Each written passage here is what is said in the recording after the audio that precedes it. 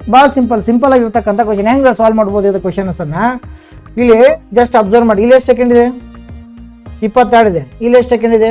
18 second ಅಂತ ಇದೆ. Just question ಓದ್ತಾನೆ, ಜಸ್ಟ್ ಕಾನ್ಸಂಟ್ರೇಟ್ ಮಾಡ್ರಿ.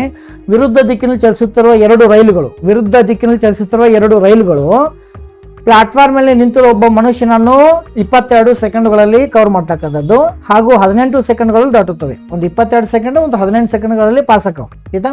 ಹಾಗೂ ಅವುಗಳು ಪರಸ್ಪರ ಒಂದನ್ನೊಂದು 14 ಸೆಕೆಂಡ್ಗಳಲ್ಲಿ ದಾಟುತ್ತವೆ. ಹಾಗಾದರೆ ಅವುಗಳ ವೇಗದ ಅನುಪಾತ ಎಷ್ಟು? 2 trains running in opposite direction cross a man standing on the platform in 22 seconds and 18 seconds respectively, and they cross each other in 14 seconds. The ratio of their speed is. ಸ್ಪೀಡ್ಗಳನ್ನ ಕೇಳ್ತಾನೆ. ಇಲ್ಲಿ ಎಷ್ಟು ಈಚ್ ಅದರ್ ಎಷ್ಟಿದೆ? 14 seconds. ಏನು ಮಾಡ್ಬೇಕು? ಎಷ್ಟು mixers ಮೇಲೆ ಇರ್ತಕ್ಕಂಥ concept. ಯಾರಿಗೆ ಈ ಟಾಪಿಕ್ ಬಗ್ಗೆ ಗೊತ್ತಿದೆಲ್ಲ ಇದನ್ನು ಕಲಿಬೋದು. ಇನ್ನೂ ಬೇರೆ ಟಾಪಿಕ್ ಬರ್ತಾವೆ. ಈಗ ನೀವು ಪ್ರಾಫಿಟ್ ಆ್ಯಂಡ್ ಲಾಸ್ದಾಗ ನೋಡಿರ್ಬೋದು. ನೀವು ಕೆಲವಷ್ಟು ಪ್ರಾಫಿಟ್ ಆ್ಯಂಡ್ ಲಾಸ್ದಲ್ಲಿ ಬೇರೆ ಟಾಪಿಕ್ದಲ್ಲಿ ನೋಡಿರ್ತಾನೆ. ಸೊ ಒಬ್ಬ ಅಕ್ಕಿ ವ್ಯಾಪಾರಿ ಇರ್ತಾನೆ. ಒಂದು 20 ರೂಪಾಯಿ ಪರ್ kg, ಇನ್ನೊಂದು 30 ರೂಪಾಯಿ ಪರ್ kg 2 ರೈಸ್ ತೊಗೊಂಡಿರ್ತಾನೆ. 2 ಮಿಕ್ಸ್ ಮಾಡಿದವ್ರು ಅಲ್ಲೂ ಮಿಕ್ಸರ್ಸ್ ಮಾಡ್ಬೇಕು. ಎಷ್ಟು kg ತೊಗೊಂಡು ಅನ್ನೋದು ಕ್ಲಿಯರಾಗಿ ಗೊತ್ತಾಗ್ಬಿಡುತ್ತೆ. ಅದು ಕಾನ್ಸೆಪ್ಟ್. ಇಲ್ಲೂ ಕೂಡ ಹಂಗೆ ಡಿಫ್ರೆನ್ಸ್ ತೆಗಿಬೇಕಷ್ಟೆ. ಡಿಫ್ರೆನ್ಸ್ ಎಷ್ಟಾಗುತ್ತೆ ಹೇಳಿ ಫಾಸ್ಟಾಗಿ ಎಲ್ಲರೂ?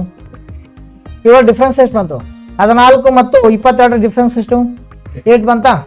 ಆಮೇಲೆ ಇದ್ರ ಡಿಫ್ರೆನ್ಸ್ ಎಷ್ಟು ಬಂತು? 4 ಬಂತಾ? ಡಿಫ್ರೆನ್ಸ್ 4 ಬಂತಾ? ಆಮೇಲೆ ರೇಷಿಯೋ ತೆಗಿಬೋದಾ? So 4 1s 4 2s. So answer ಎಷ್ಟು? 1:2. ಇಷ್ಟ ಆನ್ಸರ್ ಇದು. ಇದಕ್ಕೆಲ್ಲ ಹೋಗಿ ನಾವು problems on train formula use ಮಾಡೋದಾಗಲಿ ಅದನ್ನು ಯೂಸ್ ಮಾಡೋದು ಏನೂ ಮಾಡೋಂಗಿಲ್ಲ.